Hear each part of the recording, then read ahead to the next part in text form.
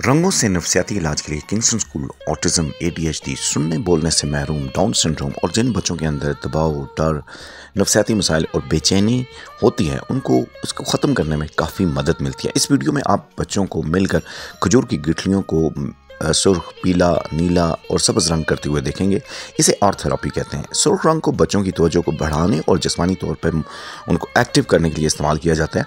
नीला रंग दिलचस्पी को बढ़ाता है, सब्ज़ रंग सुकून और आराम को ज़ाहिर करता है, जबकि पीला रंग खुशी और खुशी की हालत को ज़ाहिर करता है। ये सरगर्मी बच्चों की नफसियाती सेहत के लिए बहुत मुफीद है। इस सरगर्मी पर अमल करते हुए बच्चे खुद को बहुत क्रिएटिव तस्वर करते हैं, एक दूसरे के साथ मिलकर काम करते हैं, एक दूसरे की मदद करते हैं और उनमें ग्रुप में काम करने की अहलियत पैदा होती है।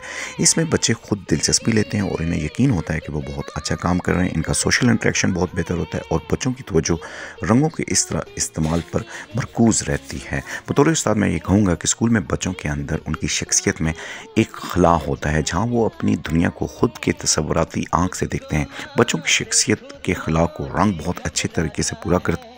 किंगस्टन स्कूल में बच्चे पहले रंग को खुद तैयार करते हैं और फिर खजूर की हज़ारों गिठलियों के साथ रंग करना बच्चों के दिमागों पे बहुत अच्छा असर डालता है। खासकर सुर्ख रंग लो बॉडी टोन वाले बच्चों को जिस्मानी तौर पर एक्टिव करते हैं। इन खजूर की गिठलियों की ख़ास बात यह है कि इन पर रोज़ाना किंगस्टन स्कूल में दुरूद शरीफ, अल्लाह के नाम और मुख्तलिफ छोटी सूरतें पढ़ी जाती हैं।